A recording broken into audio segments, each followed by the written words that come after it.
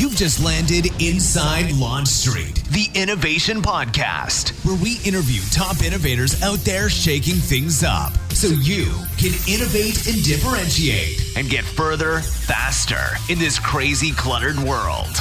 And now, innovation thought leader and your Superfly host, Tamara Kleinberg. Another week, another awesome interview. Did you know that you have 3 types of subconscious level biases that may be sabotaging you? Yeah, we're going to dig into those. And we're going to talk about my new favorite tool for getting out of fight and flight mode. It's called the 6-second rule. We're going to go into that and more with Adam Hansen. He is the VP of Innovation and an innovation process consultant at Ideas to Go and a career-long innovation leader, student, and devotee. I think you'll hear that in his answers to a lot of these questions. He almost gets obsessed about innovation and behavior, and it's really cool how he approaches the answers to my questions. He's also the author of a very interesting book called Outsmart Your Instincts: How the Behavioral Innovation Approach Drives Your Company Forward. So we talk a lot about how to kind of move away from our ancestral behaviors, our primitive behaviors that aren't really caught up to today, and how that might be holding us back on innovation and what to do about it. It's pretty cool. So buckle up. Let's go. Adam, thank you so much for joining me this afternoon. Thank you so much. I'm happy to be here. So let's start with, because I'm really curious about what gets people into what they do. How did you get obsessed with innovation? Well, I was always a creative kid. I think maybe we're going with some of the birth order theory stuff here. I'm the last kid, but there's something really primordial, I think, really elemental about creating, and I've just always loved it. I was always drawn as a kid to in various mythologies. I was always drawn to the creative forces versus the destructive ones. And I remember early on, I was really fascinated with, like, when I found out, like, the earliest story that we knew about was, the Babylonian story about, the Enuma Elish, and this story about this heroic story about redirecting chaos creatively. And then just, learning that, hey, we're that strand of DNA that can confront our environment and can both imagine something better and then apply our will to create that something better. I just think that's amazing. It's not just fun, which it really is, but, getting a little grandiose here, it's heroic. And I think that's what innovation is all about. I think ultimately there's something heroic about it without getting too grandiose here. So you just said something that I just want to stop and kind of pause on, because I think it is so important about we're able to imagine the future, different possibilities. Why is that so important? I think not just in innovation, but also in life. Yeah, I mean, when you think about any other life form, no one else gets to do that. Yeah. And I think we have both that capability, but I think certain responsibilities come along with it then, because we can do that. A failure to do that when we could make something better for ourselves, for our families, etc. It kind of gets thrown back onto us. And I think we have to kind of confront, well, why didn't we do that then? If we could have done that, maybe there should be some reflection as to why we didn't. And we can always play that game. And I don't think we should all spend a life fully soaked in regret. But we should just be aware that we always know, without going to a motivational poster here, we're always far more capable than we will acknowledge. And we just need to be about the business, I think, more of creating. And I just don't think we would be in the position that we are as a culture of all the infighting and so many of the problems that we have if more of us really fully understood this great story of we are where we are because we are first and foremost creators. I just had this wonderful image of one of those 1980s motivational posters on my wall with your, like, we're capable of so much more, jumping up to the moon, touching the moon or something. Oh, we are. And we sell ourselves short every day. And I implicate myself as much as anyone, certainly. Do you think that being part of being innovative is recognizing, or at least taking the risk in trying to do more than you're currently capable of, or at least recognizing that you're capable of more than what you are doing? Because innovation is oftentimes about pushing the boundaries, isn't it? Yeah, I think so. And I think there's, as an innovation professional, I think it's kind of on you to, well, let me back up. I think you gain authority when you author. And that doesn't just mean write books, that means create. And so I think the root of authority is author. And I think for me personally, I have a tenuous relationship with authority. And it dawned on me the only kind of authority that I'm interested in is in those people who have authored something, who have created something, who care enough about a domain that they've internalized what has been there before, but then they love that domain so much that they say, hey, I want to make a contribution here. And so I'm going to bring my thing to it now. And then I go, oh, that's great. I mean, that's, again, to me, that I find that heroic, and I want to see more of that. And I want to then make my contribution as well. I think if you love an area enough, it's kind of on you to then not just, kind of ape everything else you've seen there, but then actually bring your own thing to it and add to the body of work there. So I want to dig into this whole area around, our ancestors and how that impacts how we act today. And you wrote a whole book around this, Outsmarting Your Instincts, and we'll put that link in the show note as well. And I was reading a Forbes article that you were interviewed in, and you talked a lot about our innovation behaviors and how they come from our ancestors. I think especially risk aversion. Will you talk about that and how our ancestors are impacting how we innovate today? This whole thing fascinates me. Yeah. It's so easy for us to get caught up in our day-to-day pressures and imagine that what we face is a normal part of the human condition. And historically, it's not. It's really what we're going through is profoundly different than what everything in our history up until this last moment required from our ancestors.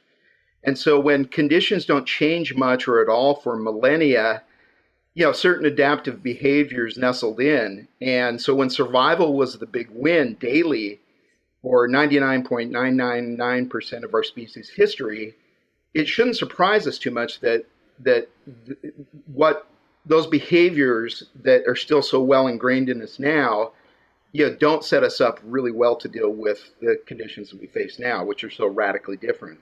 So risk aversion was a great thing for our ancestors because survival was the big win every day. And of course, survival is not necessarily the big win for most of us now. We need to move on. And what brought us here won't get us to where we need to go now. In fact, those behaviors are actually really maladaptive now. So we need to just be aware of what's going on. And just our bodies are still wired for caloric scarcity. And it's caloric overabundance that has most of us in trouble. Right. Yeah. Right? Totally. We still have in our brain also these shortcuts that really served our ancestors especially well. But we haven't, evolution takes a long time to catch up to the conditions, on the street. So we just need to be aware that same thing is going on in our minds so we can then do something about it. So, we're still wired for the Pleistocene era, which wrapped up about 11,000 years ago. And so, things like negativity bias, availability bias, confirmation bias, those are 3 of the 8 biases that really hurt innovation.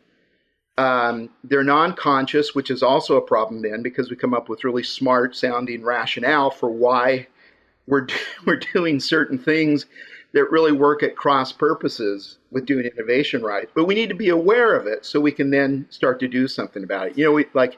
As I say in the recovery movement, awareness is the first step. Right. And then you can get to work on it.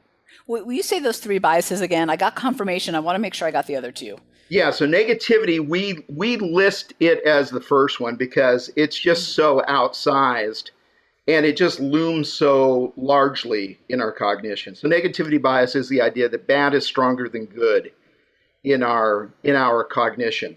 And so we know, so for example, from customer service, we know that it takes something like 7 or 8 positive mentions of a company to overcome one negative mention of a company. Right. Right. And you can see why historically this it's tied to risk aversion and loss aversion, right?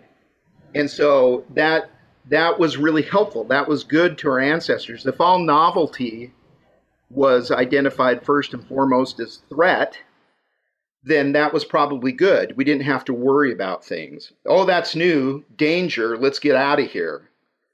That's new, hey, that's opportunity. Those people who way back then had that bent, they probably didn't stick around very long, and they didn't get as much of a chance to pass on their DNA. So we are the descendants of the real savants of risk aversion. And so that's negativity bias. So availability bias is the idea that we make decisions. Most of the decisions we have to make very quickly. In fact, most of the decisions we make happen so quickly we don't even register them as decisions because they're really, they're just boom, boom, boom. They're reflexive, they're automatic, and we don't have to attach a whole lot of significance to them or put a whole lot of time to them. And that's great, and that's very efficient. But some decisions really do bear a little bit of consideration, but we will make decisions based on what's most quickly summonable, and what we pull up is usually not most representative. It's not usually the best criteria or the best, it's not really what we would want to have to consider, and particularly if we're trying to do innovation work. If we took just a little more time to bring in some better stimuli to help us do that work, we'd do a little bit better. So that's availability bias in the research. Daniel Kahneman, his phrase for it was, what we see is all there is. and we believe in a very real way that's what's going on with availability. What a great way to say it. What we see is all there is. Yeah, and we honestly believe it in a real way that is what it is. It's kind of like, before we go to confirmation, I'll just say it's kind of like, the solution in front of me is the only possible solution to this challenge. That's because what I see is all there is, when in reality, what we were talking about in the beginning with our ability to imagine new possibilities, there's a million other options out there. We just have to think about them. Oh, absolutely. And we too often just set up decisions as only A or B, very binary, and we just go to it. And more, often that's fine because the consequences aren't that huge. So right. Great, but that's availability. And then confirmation bias is just the idea that once we believe something to be true, we'll privilege all information that supports that, and we'll figure out a way why all disconfirmatory evidence doesn't really apply. Yeah, and we do it non-consciously, which is the real tricky part about it. So how do you if it's unconscious, how do you catch yourself in those moments? Because I totally buy into what you're saying about confirmation, negativity, availability, that those biases totally get in the way of our progress, and in innovation in particular, when you need to stretch yourself. So it's so ingrained, how do you catch yourself? Well, it's just one thing, again, is just awareness, just knowing that we're prone to them, so that the more you remind yourself of it, and then what's been great about this, and what's really been wonderful about all this, is I've been on this now for a couple of years, and digging into this has not made me superhuman. It's made me humble because I just catch myself all the dang time, lapsing, going into it, and Daniel Kahneman in particular wasn't particularly optimistic about us being able to overcome these biases. And I guess I'd have to say, you don't necessarily, they're primordial, they're wired. They're part of the machine, but that isn't to say that we just wash our hands and say, well, that's it, nothing can be done. Well, of course something can be done. They're there, but attention, awareness, and then, some having a framework and some tools to deal with them can really send you a long way. So once you're aware of them, you can start to see them popping up in yourself. You certainly can start to see them popping up in other people, because it's always easy to do that, right? Yeah. We can always see the faults in others much better than ourselves.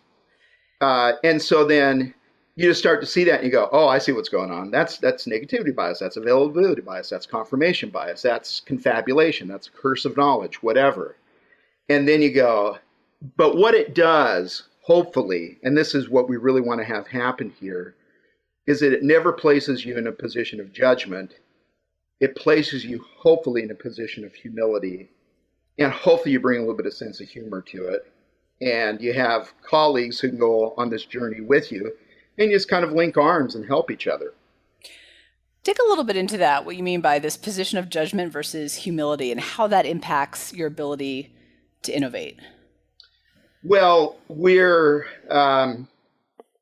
so there's one thing that kind of is tied in with a lot of this. It's called naive realism. And we kind of spoke about, it's kind of tied to this notion, what you see is all there is. And naive realism is the idea that how we see the world is actually how it is. And of course, we know that that's just not true. And so just even understanding that can be helpful. Jonathan Haidt, a really wonderful researcher and professor, said that he nominates naive realism as the number one obstacle to world peace and interpersonal harmony. And if you'll just remember that more frequently, you'll go, when you're having that argument with a loved one or with a friend or with a work colleague or anything, you go, just understand that you don't have the stranglehold on complete reality. And that's not to say your part of the puzzle isn't important and you should always be a doormat, just that the other person also has an important part of the puzzle here. And you need to hear him or her out. And that together, that's why arguments can be helpful if you negotiate them right. And you can pull that together. And high performing organizations have high trust and high conflict. And you should have both. But the conflict isn't nasty and personal and dumb, but it's saying no, a diversity of opinion is absolutely vital to do innovation right. Because each one of us is finite. Each one of us can only grasp a certain percentage of the overall picture. So will you dig a little bit into that? I'm fascinated by this part of, one of the things you talk about is being a big believer in creative dissent and that's actually a good thing. Yeah. Which is, I think, kind of what you're saying about trust and conflict. And I love this idea of those two together. But talk about that because, I'm sure you hear this all the time in innovation. It drives me bonkers. It's like, well, there's all these naysayers, so I just ignore them. Or, I'm looking for the people who really love my idea. But the truth is that's bad too, right? Well, it's we're not building a cult. So yeah, get over get over yourself really quickly. And ego should be checked at the door, and that goes for you as the innovator. Yeah. It's this notion of agreement or dissent too early on is just weird. I mean, it really is a non sequitur. I mean, early on you want to come up with lots of ideas, and you don't want to start. Premature agreement can be really harmful, and so I'd say that setup of agreement or dissent really is just a non sequitur. And so like the language that kind of came to me a while ago, which is just kind of weird, but like. In the sport of javelin throwing, we're not overly concerned about courtesy, right? I mean, you're not judged on courtesy in javelin throwing because it just doesn't apply. And so agreement or dissent too early on in innovation is just the wrong way to think about it. You want breadth of ideas. And so senior leaders can really model this well. And if you start to notice that everyone is too quick just to do, even if people go, okay, we're going to come up with lots of ideas, but you start to notice that all the ideas coming in are just the thinnest variations on what, Georgina is putting out, then we have a problem. And Georgina needs to say, as the senior person in the room, hey, this is great, folks. Let's try to stretch a little bit more and let's go even further,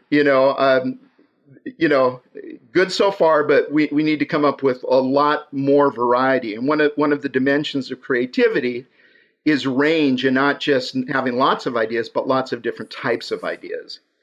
And so getting senior leaders really to buy in on this, and that everyone just kind of affirming them is really not the point.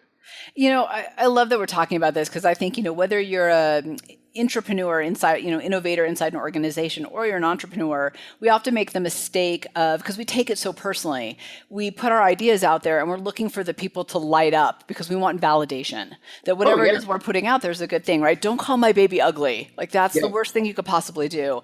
And I will tell you, Adam, I'm so glad you mentioned all this because personally as a, small business owner, I realized that when I gave my team the permission, really, to disagree with me and poke holes in my ideas and find better ways to do things, that the ideas that we were putting out there, the execution was 100% better than it would have been had everybody just yesed me to begin with. But I had, as a leader, I needed to really own that and give people permission because we want to be liked and we want to have good reviews at the end of the day. So it's easier said than done. Well, absolutely. And it's when you have the right perspective on it as a leader, you realize that by passing the mic to the rest of the crowd, you actually become a stronger leader. That is true. And that's what real leadership looks like, and that's where you want to go. And it's back to the African proverb, if you want to go fast, go alone. If you want to go far, go together. Yeah. And so you really want that. And again, it gets back to this idea that the perspective of any one of us is necessarily finite. We can only individually take in so much of reality, and we are going to miss some really important parts of the puzzle, no matter how smart we are. We have to get others involved. You're so right about that. And for launch leaders out there listening, what Adam's saying here, I think is so important of you only have a piece of the puzzle to move that idea, to get progress, to a piece of reality. So if you allow other people to add that piece of the puzzle too, you get a much better picture. Adam, what's that old saying? Something like there's 3 sides to the truth. No, there's 3 sides to every story. Yeah. Yours, mine, and the truth. And the I totally truth. botched it up. I gave it away in the beginning. But that kind of reminds me of what you're saying of, hey, you've only really got a piece of it at the end of the day.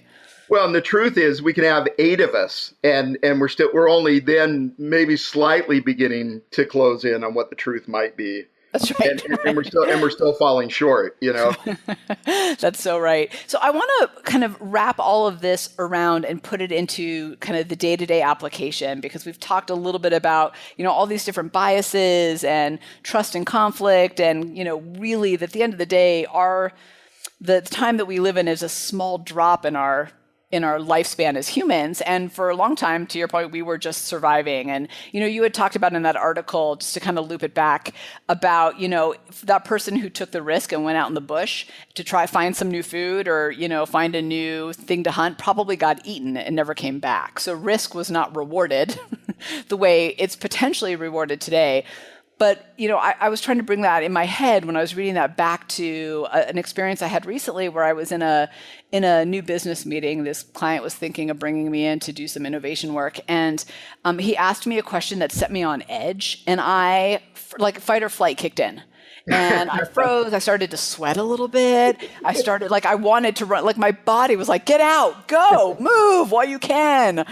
But, I had to sit there. So how do we do it? How do we take this fight or flight, ancestral, all these biases that are built in from a time when it mattered or it worked for us to now and deal with it? Because, I shouldn't have run in that meeting, although I wanted to. Well, again, it's just the awareness. So our predator detection system is still operative, right?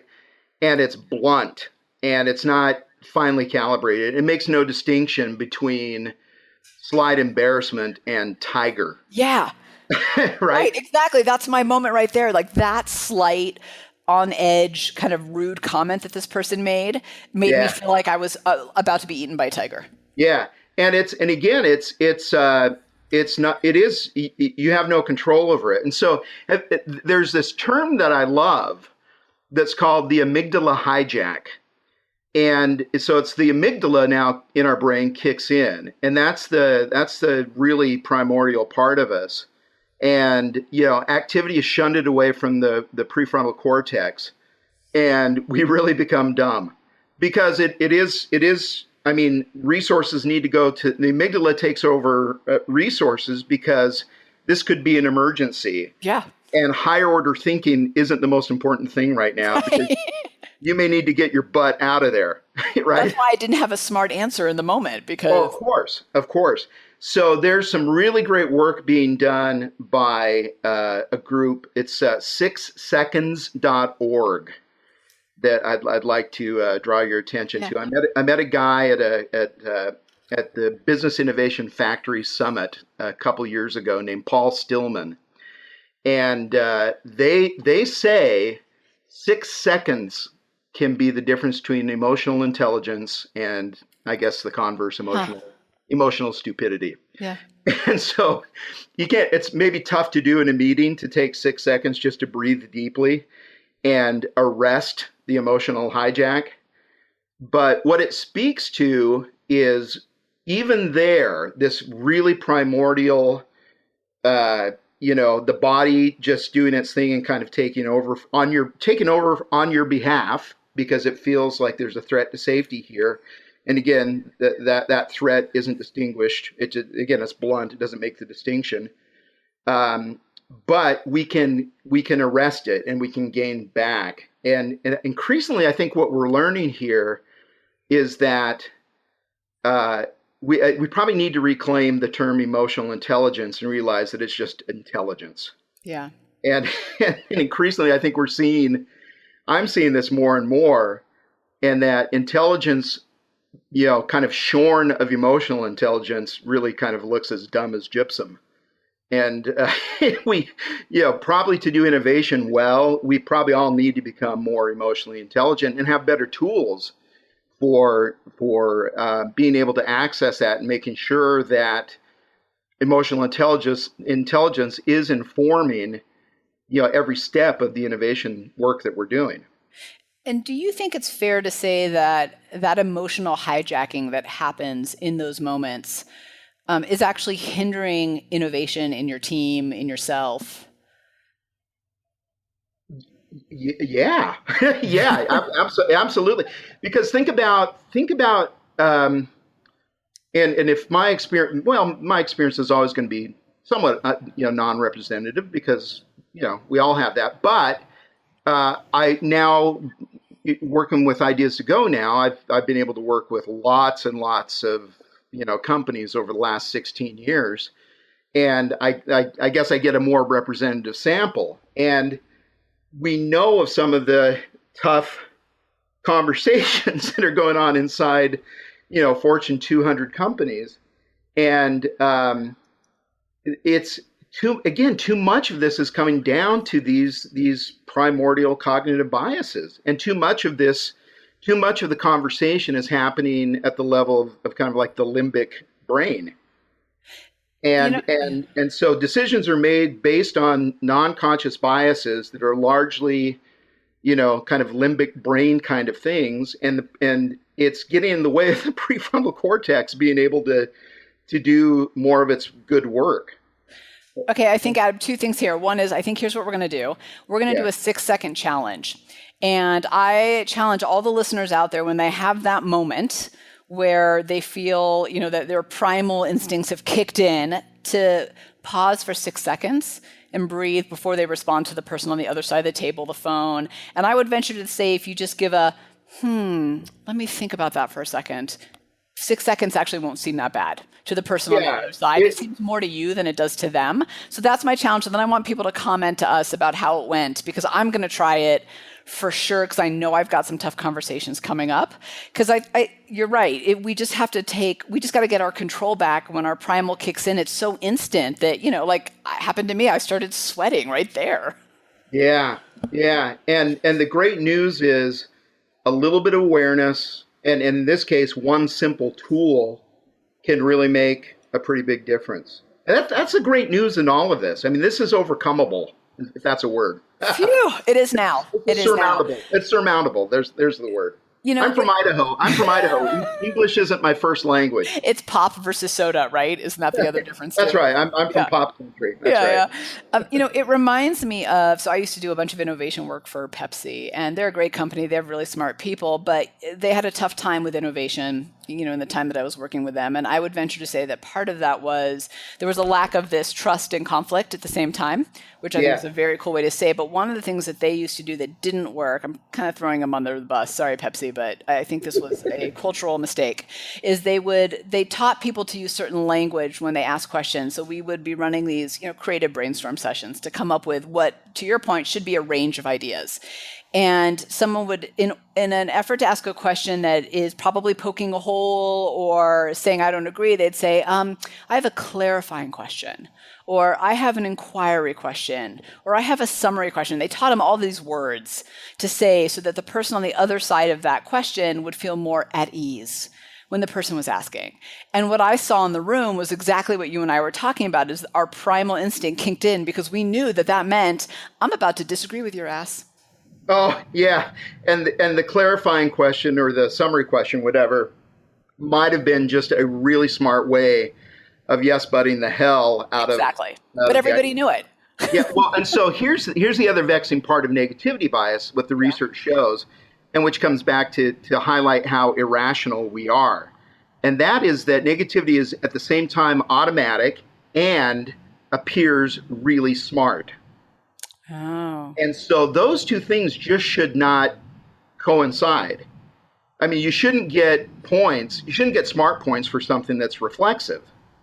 And yet the research shows that, reviews of that were really negative got points for sounding really super smart, even when, kind of later, the reviewers themselves were viewed as being really smart, even when later, upon reflection, the reviews themselves weren't seen as being all that helpful.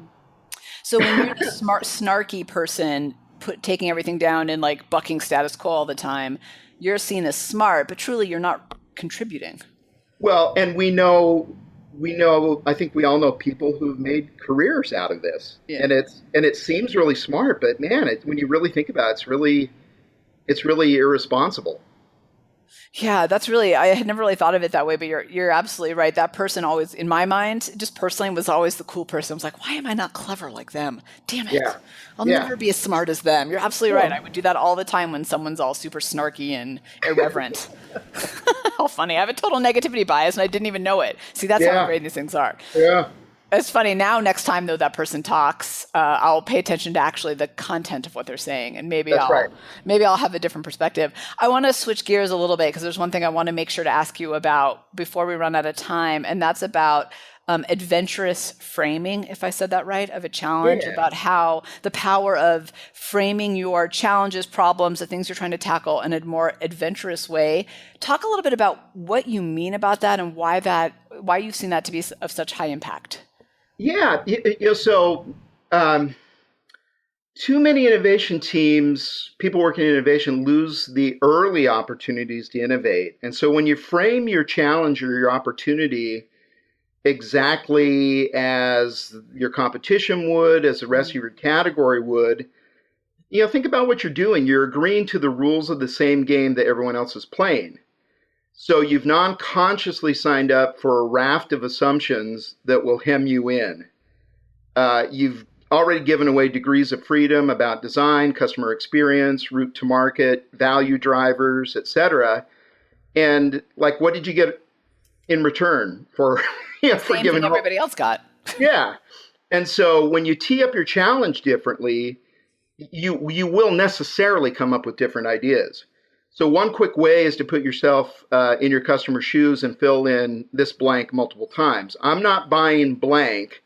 I'm really buying blank, with the idea that all products and services are only benefit delivery vehicles, and really thinking hard about what great benefits your customer would really, really love to get.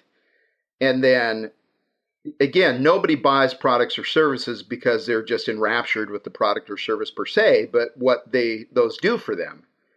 And so taking a step back and constantly being on the hunt for just fantastic benefits, what your company can really do for them, and really challenging everything that goes around those benefits, the entire experience, everything about it, how those benefits get to them.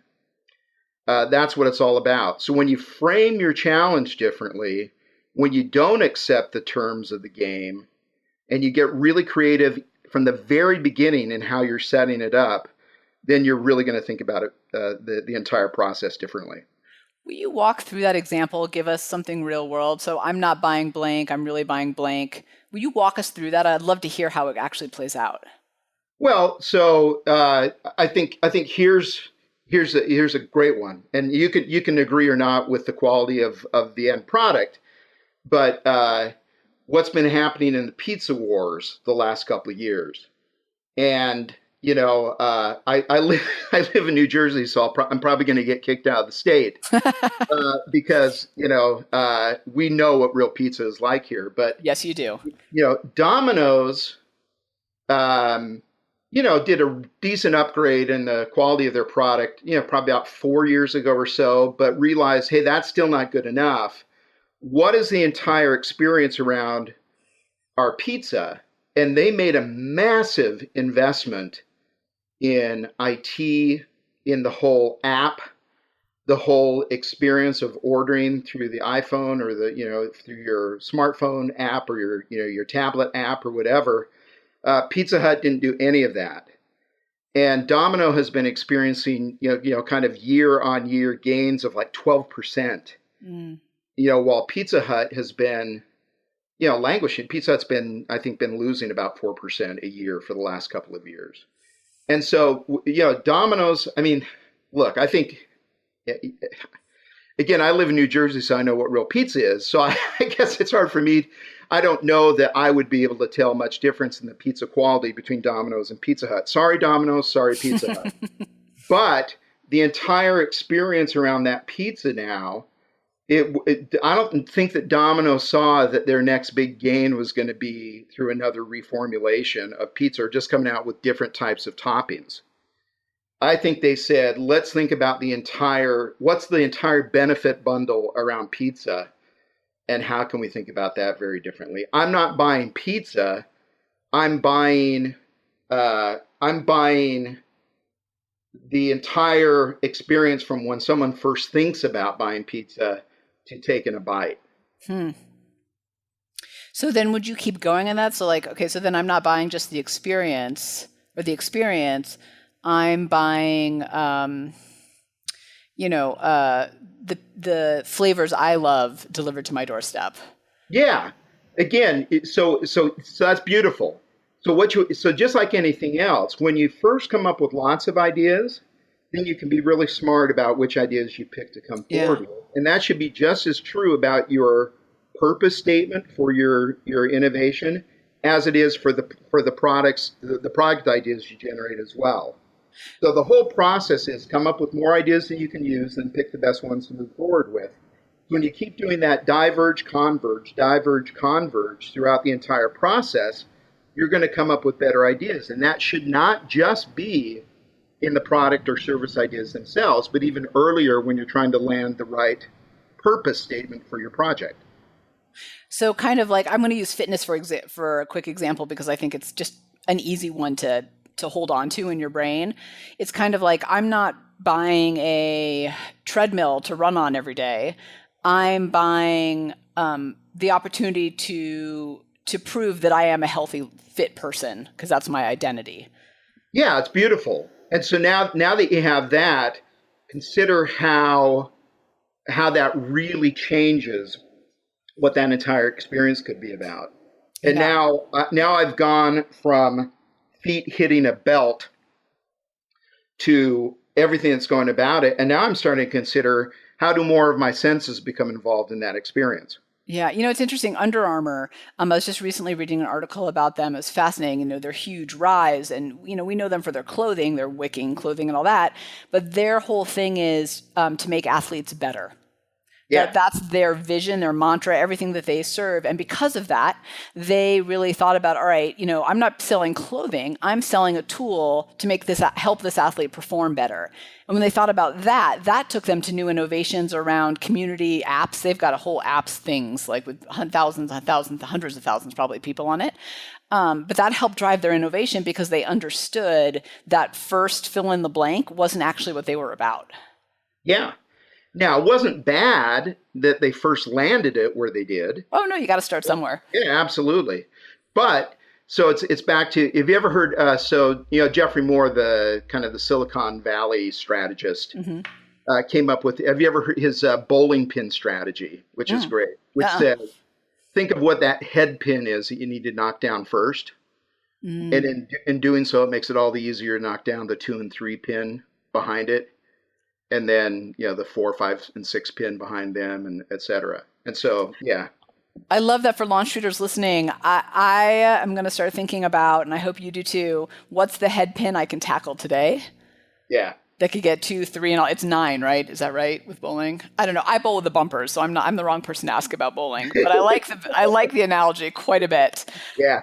Quite a bit. What's, kind of as we're wrapping it up, I can't even believe the time's gone so fast. What's one piece of advice you would give to launch readers around how to unlock more of that innovation and how to outsmart their instincts, as you talk about? Well, I think, I'd go back to negativity bias. I think if you solve for it, it makes it a lot easier than to get on the path to working on these other cognitive biases that are slowing you down. So you're going to go straight to what isn't working and something new that comes up to you. Even when you're coming up with your own ideas, it's easy to go straight to, here's the problem with that. And so when you say, you're always going to be able to come back to what isn't working. So don't go there first and say, what am I for in this idea? And the more you can think about ideas early on in the process, here's a metaphor for you. Ideas early in the process are vehicles to help you get to yet better places, not end destinations in and of themselves. And if you can just take that, that's going to do you really well when you're trying to come up with lots and lots of ideas. And that will get you some real momentum going. And the more you can consider ideas early on for their provocative value rather than for their immediate merits, the better off you're going to be. Wow, I have to say that's very freeing to think about it that way of, hey, look, we're going to come up with all these ideas because we know they're vehicles to something better. We don't care about these here. We're just going to throw them out there to get to the next place. That's right. Yeah, that's great. And maybe some of them move on, but wow, how freeing to not have to worry about that out of the gate. Yep. All right, so Adam, where can people go to get your book, Outsmarting Your Instincts, and to connect with you? You can check us out at www.ideastogo.com, ideastogo.com, and outsmartyourinstincts.com. You can check me out at @Hansen, ADHANSEN on Twitter. And we can connect there. And then look, I'm the luckiest man alive. I get to do this for a living. It's ridiculous. My single greatest fear is that someone comes and taps me on the shoulder and tells me I have to go get a real job. No. So I am happy to talk to anyone about any of this stuff. I find it tremendously interesting and inspiring. And I just want to make innovation the wonderful, joyful, inspiring experience that it really should be for everyone. It's a great way to say that. So final question, what's the one thing people would be surprised to learn about you? It could be a hobby, experience, passion. So this has an asterisk by it, but I have opened in a band I was in. I have opened for Hootie and the Blowfish and Smash Mouth with my favorite band ever, the Unsaleables. Wow. I would have not guessed. I mean, I don't know you well, but that's not one that I would have been able to pop out as a guess. It's a long story, but it was fun. It was a blast. I mean, again, you're doing it. You're going, I did not see this happening either. So is that when you're on the stage thinking, am I really here? Yeah, it's very fun. That's very cool. Adam, thank you so much for coming by to Launch Street. It was really an insightful conversation. Tamara, thank you so very much. Thanks for hanging out with us inside Launch Street. When you're ready to take your game to the next level, join the thousands of others that are upping their innovation edge on GoToLaunchStreet.com, the top online education resource and community platform for innovators looking to use innovation to get measurable results. Go to LaunchStreet.com.